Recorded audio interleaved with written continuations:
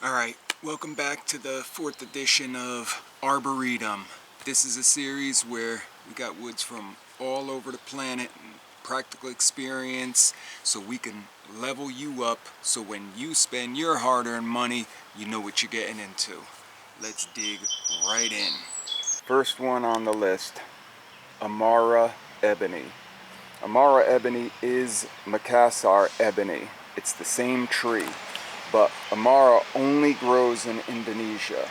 The difference is in its coloring. Typical Makassar ebony will have the chocolate brown to the black running through it like all ebonies, but the striping will be golds like into oranges. Amara has the pink to salmonish colored striping running throughout it.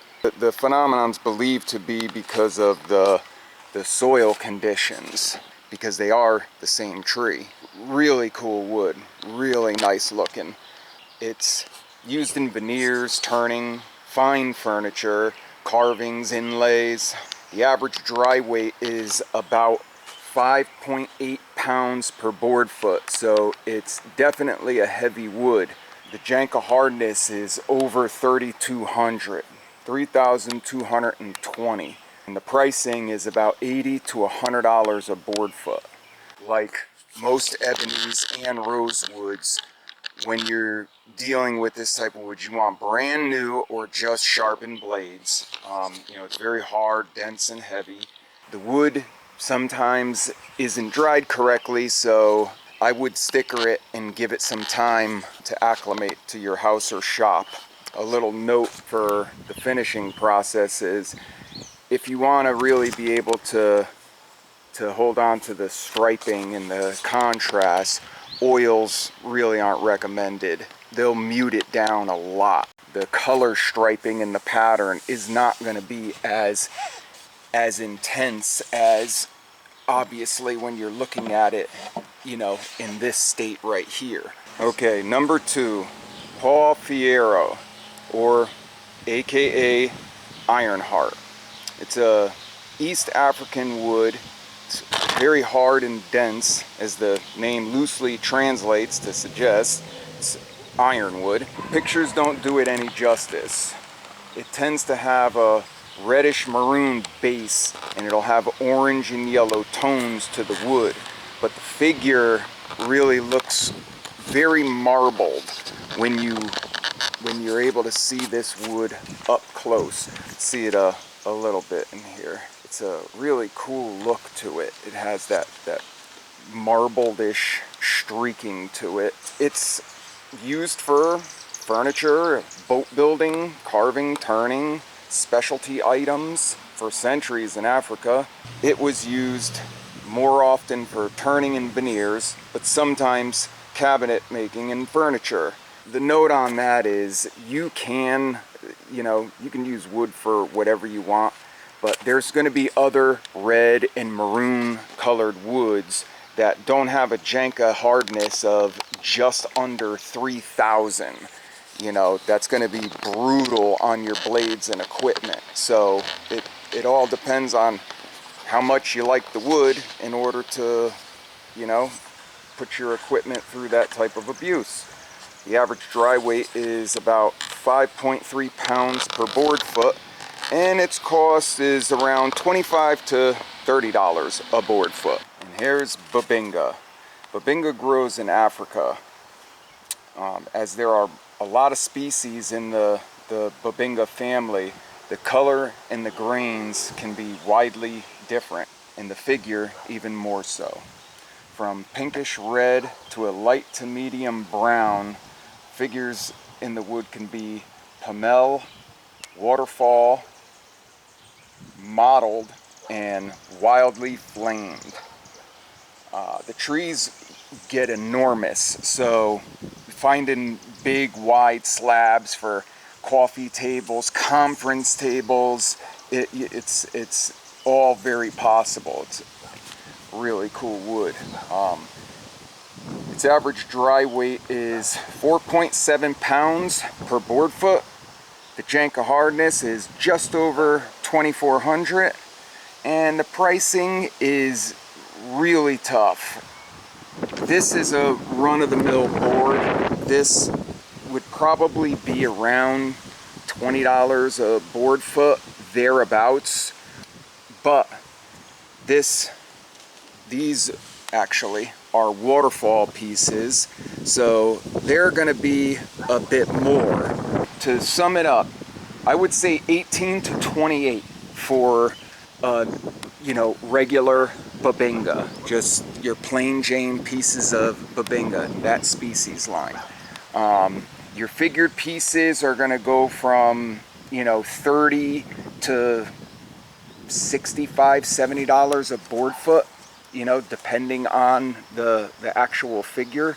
This is a spalted waterfall. It's a really cool piece.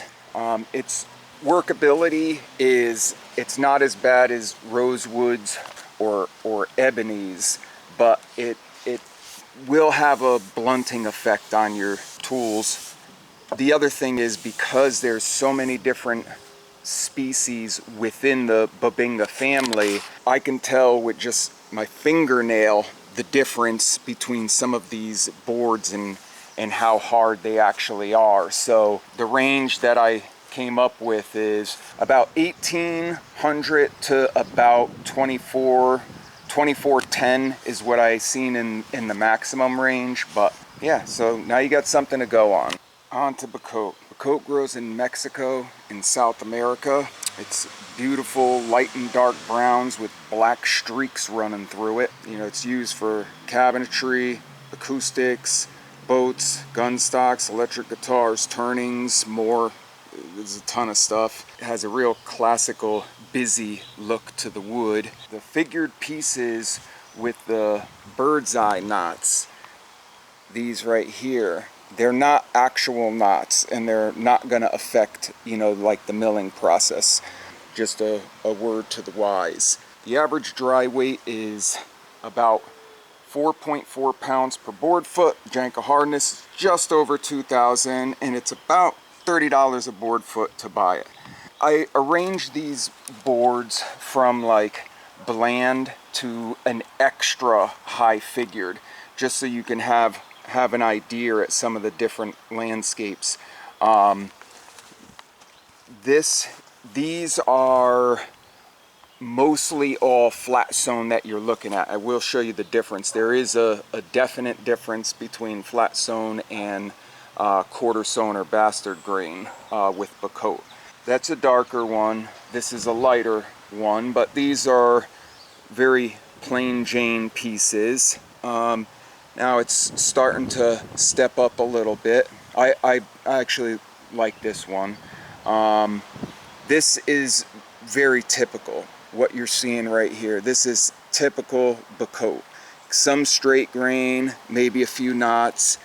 Now we're getting into high figure. These are the ones that I really like. The lighter color with the dark streaks that stand out and all the little bird's eye type figure to it. Now stepping up, same thing. And the previous board and this board are left over from my end table is made of solid Bocote with an antique steel base, and we did put Ambonia burl inlays, diamonds in each corner. So this is an exceptional piece. I've actually never seen another one like it. The figure in this one is phenomenal. It's very heavy. Flip it over. That part is an actual knot, but you see on the other side, you still have what looks to be a knot, but it's the back side of it, and this you'll have to deal with like a regular knot. Well, you won't. I will, because I can't see myself parting with this piece. Look at that figure. Isn't that something else? A piece like this, I would imagine, if you can find it, would definitely be a premium. I've, like I said, never seen one like, this is similar. This is just a little bit lighter of one. This is more bastard grain into the flat zone part of the board. So you have your straight grain, and then you start to have your eyelets and the figure in the middle. See how it's bastard grain on that corner? So you have the striping down the sides of the board. Bastard grain is nice in the sense that, you see, that's one face. Get a good angle, I'm sorry guys, here we go. Straight grain, so of course I flip to the one spot that's got a little knot. The whole thing is straight grain and straight grain. And if we cut that piece out, you know, from right around here across, it'll be the same way on the other edge of the board. So you have uniform striping all the way through. That about sums it up. I hope you guys got a lot out of this one. Hit a like and subscribe if you did. Share the content, comment. What woods do you want to see? I most likely got them. And if not, I could get them. All right. Peace out.